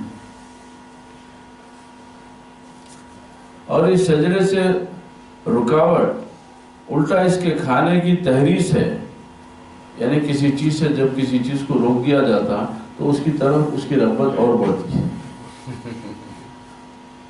تو ایک انسانی فطرت بھی بتانا تھا کہ جب کسی چیز سے روکا جاتا تو اس کی طرف اس کی رغبت زیادہ بڑھتی، تو بولے دراصل اس سے روکنا جو ہے اس کی طرف ان کے حرص دلانا تھا، کیونکہ انسان کو جس فعل سے روکا جائے الٹا اس کے ارتکاب پر حرص کرتا ہے، اس کو کرنے میں وہ حرص کرتا ہے۔ آدم علیہ السلام کا نفس ہوا اور بہشت سکون و قرار، بہشت اور جنت سے سکون و قرار پذیر ہوا، لیکن شجرہ معرفت کا شوق دل میں جاگزین رہا، یعنی ان کا جو نفس تھا وہ ہوا سے اور جنت سے جو ہے ان کو سکون نصیب ہو گیا، مگر اللہ تعالیٰ کو جاننے کا جو شوق تھا، اللہ تعالیٰ کو پہچاننے کا، اس کی معرفت اور اس کی دوستی کا وہ جو شوق تھا، وہ شوق کی وجہ سے یہ کیونکہ یہ خلق کی غذا تھا، بنا پر اس کا شوق بڑھتا گیا اور اس کے خیال میں رہا، یہاں تک کہ اسے چند روز بعد حاصل کر لیا، شجر کھا لیا۔ اس لیے کہ ان کو وہ شوق پورا کرنا تھا کہ میں معرفت حاصل کروں، تو معرفت کے لیے دراصل وہ شجر کھانا اللہ تعالیٰ کی معرفت حاصل کرنا تھا۔ اس سے خلافت، محبت، محنت، مظاہر جلال و جمال جیسے تواب، غفور، عفون، قہار اور ستار ظہور پذیر ہوئے۔ مختصر یہ کہ اللہ تعالیٰ کے علم میں تھا کہ آدم اس شجرے کو ضرور کھائیں گے۔ اس سے روکنے میں مشیت یہ تھی کہ ان کا کھانا عصیان کا ذریعہ بن جائے، کہ وہ اپنے آپ کو گناہگار تصور کرے، اپنے آپ کو اللہ تعالیٰ کا نافرمان تصور کرے، اللہ تعالیٰ کے حکم کی بجاوری میں اپنے آپ کو کمزور محسوس کرے۔ یہ مصلحت تھی اس کی، جس سے توبہ، محبت، طہارت اور گناہوں سے پاکی ظاہر ہو۔ اگر یہ نہیں ہوتے، اچھا آگے آئیں گے اس لیے حدیث شریف میں ہے کہ جب اللہ تعالیٰ کسی بندے سے محبت کرتا ہے، جب اللہ تعالیٰ کسی بندے سے محبت کرتا ہے تو اس کو گناہ نہیں دیتا، یعنی اسے گناہ سے محفوظ کر لیتا ہے۔ اگر اس سے گناہ سرزد ہو جائے تو اسے توبہ و ندامت کی توفیق مل جاتی ہے۔ یہ خطاب چونکہ قیامت تک آنے والے تمام بندوں کو ہے، اس لیے مومن کے لیے ضروری ہے کہ طاعت و عبادات سے اللہ تعالیٰ کی طرف ترقی کرے اور مخالفات سے اجتناب کرے، بچے، تاکہ محالک کو تکلیف میں نہ پڑے۔ اس کے اوپر حضرت مولانا روم رحمۃ اللہ علیہ فرماتے ہیں کہ داروے مری بخور اندر عمل تاشوی خورشید کرم اندر حمل جہد کن تا نور تو رخشاں شود تا سلوک و خدمت استاساں شود ماجلا تاجلا باشد مری آئی نرا کہ صفایت زتایت سی نرا۔ عمل میں خوشگوار دوائی کھا، عمل میں خوشگوار دوائی کھا تاکہ تو عمل میں خورشید کرم ہو جائے۔ کوشش کر تاکہ نور چمک اٹھے اور سلوک و خدمت کی راہ آسان ہو، تاکہ اس شیشے میں روشنی تیز ہو، اس لیے کہ طاعت سے ہی سینے میں صفائی نصیب ہوتی ہے۔ انبیاء کرام گناہوں سے معصوم ہوتے ہیں۔ انبیاء کرام یہ بات کہ آدم علیہ السلام سے یہ گناہ سرزد ہوا، تو یہ بات اپنے دماغوں میں مت رکھو، اس کی طرف تنبیہ ہے کہ انبیاء کرام گناہوں سے معصوم ہوتے ہیں۔ اہل سنت و جماعت کا اس پر اجماع ہے کہ نبی معصوم ہوتے ہیں، وہ ظاہر و باطن، قلب و خالق، روح و جسد ہر اعتبار سے عام انسانوں سے ممتاز ہوتے ہیں۔ وہ ایسے پاک طینت اور سعید الفطرت پیدا کیے جاتے ہیں کہ ان کی تمام خواہشات رضا و مشیت الہی کے تابع ہوتی ہیں۔ ظاہر میں کلام سے، تفسیر سے یہ باتیں ایسے کہ ہوئے آدم سے یہ غلطی ہوئی، لیکن نہیں، اس کو آپ آدم کی غلطی نہیں سمجھنا، اس لیے کہ وہ معصوم عن الخطا ہے، یہ مشیت الہی تھی، اس لیے وہ مشیت اگر وہ بقول بزرگ کے اگر آدم وہ نہیں کرتے تو آپ ہم دنیا میں کیسے آتے ہیں؟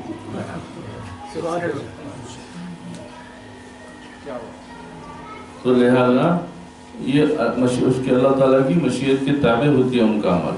انبیاء علیہ السلام کو ظالم کہنا اہانت و کفر ہے، جو کہے وہ کافر ہو جائے گا۔ اللہ تعالیٰ مالک و مولا ہے، جو چاہے فرمائے، ہے نا کہ ربنا ظلمنا انفسنا بول کے جو دعا ہے آدم علیہ السلام کی پہلی دعا وہی ہے نا۔ بولے کہ اس طریقے سے آپ یہ نہیں سمجھنا، آپ ہے حکم پڑھ لو، کیونکہ وہ اللہ کا ان کا معاملہ ہے، وہ کریں گے۔ آپ اگر آپ جو ہے اگر ان کو خدا نخواستہ اگر آپ کے دماغ میں آئے گا کہ وہ ظلم ظالم ہے، ظلم ہوا ان سے، تو بولے یہ کفر ہو جائے گا۔ حضرت شاہ ولی اللہ محدث دہلوی رحمۃ اللہ علیہ فرماتے ہیں کہ تمام انبیاء علیہ السلام کفر، شرک اور عمدن گناہ کبیرہ سے اور چھوٹے گناہوں پر اصرار کرنے سے معصوم اور پاک ہوتے ہیں۔ اللہ تعالیٰ ان کو 3 طریقوں سے، ان کے نقائص سے یعنی نقصانوں سے، ان کی کمزوری میں بچاتا ہے، معصوم رکھتا ہے۔ ایک یہ کہ اللہ تعالیٰ نے ان کو پیدائشی طور پر ہی سلیم الفطرت اور اخلاق کے کامل اعتدال پر پیدا کرتا ہے، اس لیے وہ گناہوں سے رغبت نہیں کرتے بلکہ نفرت کرتے ہیں۔ دوسری یہ کہ اللہ تعالیٰ ان کی طرف وحی نازل کرتا ہے کہ معاصی یعنی گناہوں پر اللہ تعالیٰ کی طرف سے سزا ہوگی اور طاعت اور نیکیوں پر اچھا بدلہ دیا جائے گا، اور یہ وحی ان کے لیے گناہوں اور معاصی سے روکنے کا باعث ہوتی ہے۔ تیسرے یہ کہ ان انبیاء علیہ السلام کے درمیان اور گناہوں کے درمیان اللہ تعالیٰ کسی لطیفہ غیبیہ کے ذریعے حائل ہو جاتے ہیں، جیسا کہ حضرت یوسف علیہ السلام کے واقعے میں حضرت یعقوب علیہ السلام کی صورت کو دانتوں میں انگلی دباتے ہوئے ظاہر کیا گیا۔ حضرت صدیق رحمۃ اللہ علیہ کا قول ہے کہ حضرت آدم ہند میں اترے، آپ کے ساتھ حجر اسود تھا اور جنتی درخت کے پتے جو ہند میں پھیلا دیے گئے اور اس سے خوشبودار درخت پیدا ہوئے۔ حضرت عبداللہ ابن عباس فرماتے ہیں کہ ہند کے شہر وحنا میں اترے تھے۔ حضرت حسن بصری فرماتے ہیں کہ حضرت آدم ہند میں اور ماں حوا جدہ میں اتری، اور ابلیس بصرے سے چند میل کے فاصلے پر دستمیسان میں پھینکا گیا اور سانپ اصفہان میں۔ فَأَزَلَّهُمَا الشَّيْطَانُ عَنْهَا فَأَخْرَجَهُمَا مِمَّا كَانَ فِيهِ وَقُلْنَا اهْبِطُوا بَعْضُكُمْ لِبَعْضٍ عَدُوٌّ وَلَكُمْ فِي الْأَرْضِ مُسْتَقَرٌّ وَمَتَاعٌ إِلَىٰ حِينٍ۔ پس شیطان نے اس سے یعنی جنت سے انہیں لغزش دی اور جہاں رہتے تھے وہاں سے انہیں الگ کر دیا، اور ہم نے فرمایا نیچے اترو، آپس میں ایک تمہارا دوسرے کا دشمن، اور تمہیں ایک وقت تک زمین میں ٹھہرنا ہے اور برتنا ہے۔ ابن ابی حاتم رحمۃ اللہ علیہ کی ایک حدیث میں ہے کہ درخت چکتے ہی جنتی لباس اتر گیا۔ جنت درخت کا گندم کا دانہ چکتے ہی جنتی لباس اتر گیا، اور بعض روایتوں میں یہ ہے کہ جو ہے آدم علیہ السلام کا جو جنتی لباس تھا وہ ناخن تھا، ناخن یہ پورا ان کا لباس تھا۔ تو جیسے وہ درخت کھائے تو وہ پورا لباس اتر گیا۔ یہ ہمارے جو ہے یہ نشانی ہے کہ آدم علیہ السلام کے انسان کے جو ناخن ہیں۔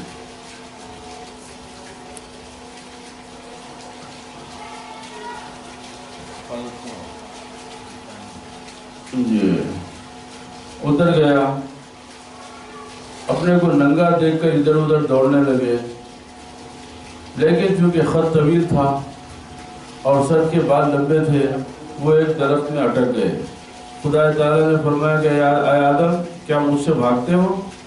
عرض کیا نہیں خدایا، میں تو شرمندگی سے منہ چھپائے پھرتا ہوں۔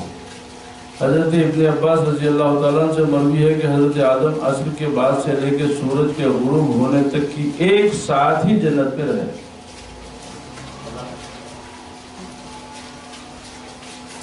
حضرت عصر سے لے کے سورج کے غروب ہونے تک ایک ساتھ ہی جنت میں رہے۔ حضرت حسن بصری رحمۃ اللہ علیہ فرماتے ہیں کہ یہ ایک ساتھ 130 سال کی تھی۔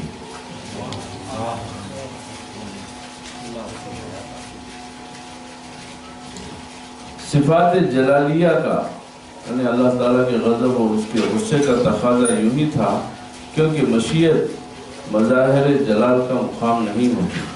بہشت کیونکہ جنت جو ہے مظاہر جلال کا مقام نہیں تھی، وہاں تو جمال ہی جمال ہے، وہاں تو اس کے جمال کے ذکر ہے، تو اللہ تعالیٰ کے جلال کا بھی اظہار ہونا تھا۔ اسی لیے حکمت الہی کا تقاضا یوں ہی ہوا کہ انسان کی پیدائش دنیا میں ہو، انسان کی پیدائش دنیا میں ہو تاکہ اس میں رحمت و غفران کا ظہور ہو، یعنی رحمت اور اس کو بخشش کا معاف کرنے کا ظہور ہو۔ انسان دنیا میں لایا گیا تاکہ اس سے اسماء جلال و جمال کے مظاہر کا تحقق ہو۔ اللہ تعالیٰ کے اسماء جو ہے جلالی اسماء اور جمالی اسماء کا اس کی تحقیق ہو جائے، اور یہ تحقیق نہیں ہوتی تھی صرف آدم جنت میں رہتے تو، یہ دنیا میں آنے کے بعد یہ مکمل اس کے جو ہے صفات کا پورا خلاصہ ہوا، پھر اسے عالم جنان میں فضائل و کمالات سے کامل و مکمل کر کے لوٹا دیا جائے گا۔ اس سے مقصود صرف یہی تھا کہ خبیث و طیب کی تمیز ہو جائے، اچھے اور برے کی تمیز ہو جائے۔ اللہ تعالیٰ نے آدم کے پشت میں آدم کی بہشت میں مقدر کر چکا تھا،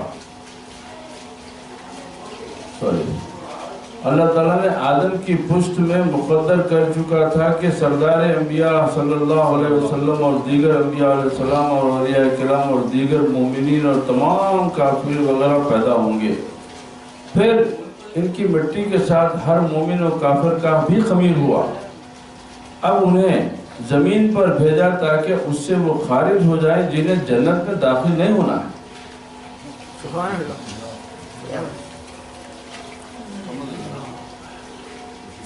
سمجھ میں آئی بات؟ اگر آدم جنت میں رہتے تو جو خبیث جو ہے جو برے لوگ جو آدم سے پیدا ہونے والے تھے وہ بھی جنت میں رک جاتے نا۔ تو اسی لیے جن کو جنت میں نہیں رکھنا تھا ان کے تو جب دنیا میں بھیجا گیا تاکہ جو نیک ہیں جو اس کے پیارے ہیں جو جنتی ہیں وہ تو جنت میں اصل کی جگہ چلے جائیں گے، اور جو برے ہیں وہ ہمیشہ کے لیے جنت سے دور کر دیے گئے۔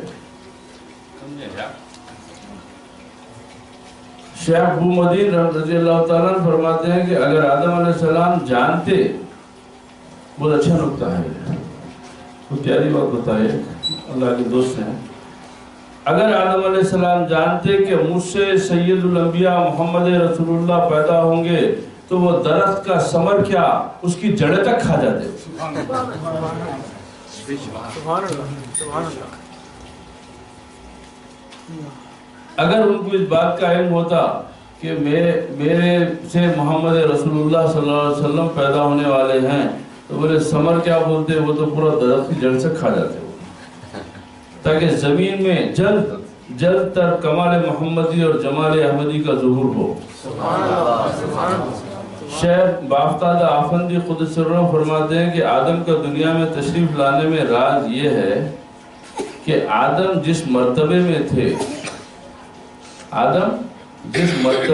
تھے اس سے توحیدی مرتبے کا شان بلند پایا۔ سبحان اللہ، سبحان اللہ۔ اس لیے کہ یعنی اللہ تعالیٰ کو جاننا اور اس کی توحید کی شان کو جس مرتبے میں تھے اس سے یہ بلند پایا، اور یہ توحید کا مظہر، توحید کی شان کا اظہار صرف دنیا میں آ کے ہوتا تھا۔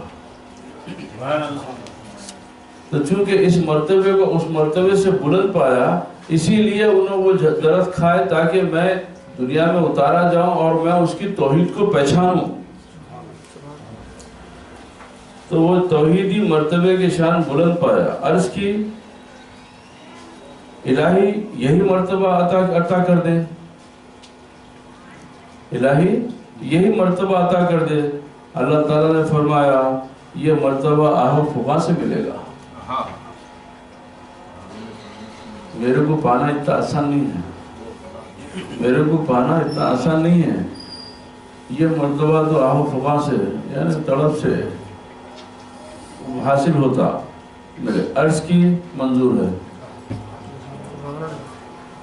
اللہ تعالیٰ نے فرمایا بہشت گریہ کا مقام نہیں، یعنی جنت رونے دھونے کا مقام نہیں، بلکہ یہ تو سرور و مستی کا مرکز ہے۔ عرض کی تو پھر مجھے دنیا میں ہی بھیج دے، اس لیے کہ آہ و فغاں سے ملے گا، اور جنت میں آہ و فغاں نہیں ہے تو بولے مجھے دنیا میں بھیج دے۔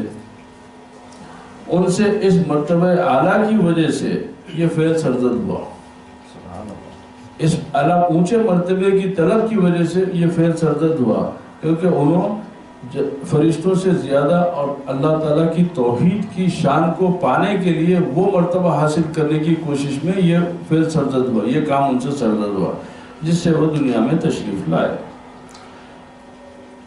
اس سے قبل حضرت آدم علیہ السلام ہر شے سے مانوس تھے، ہر شے سے محبت تھی، ان کو ہر ایک سے دوستی تھی، کیونکہ جب تمام فرشتے ان کو سجدہ کرے تھے تو اس وقت ان کے تابع اور ان کے مطیع اور ان سے محبت کرنے والے تھے نا،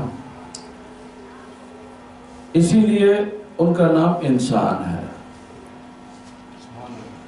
ان سے محبت کی وجہ سے ان کا نام انسان ہوا، کیونکہ ہر شے ان سے محبت کرتا تھا، لیکن جب شجرہ محبت کا مزہ لیا تو ان سے لباس اتار کر انس چھینا گیا۔ ملائکہ جنہوں نے ان کو سجدہ کیا تھا اب سختی سے کہہ رہے تھے کہ جنت سے نکل جاؤ، نہ دیر کرو، نہ بحث کرو، یعنی ہر شے سے غیر مانوس ہو گئے۔ اب ہر ایک سے رشتہ ٹوٹ گیا۔ اب کل تک جو مانوس تھے، محبت کرتے تھے، وہ تمام سے رشتے ٹوٹ گئے، محبت ختم ہو گئی، بلکہ ہر ایک کو اپنا دشمن بنا لیا۔ کیوں؟ حقیقت یہی ہے کہ صحیح محبت میں یہی شرط ہے کہ محبوب کے ماں سوا سے مانوس نہیں ہوتا۔ سبحان اللہ۔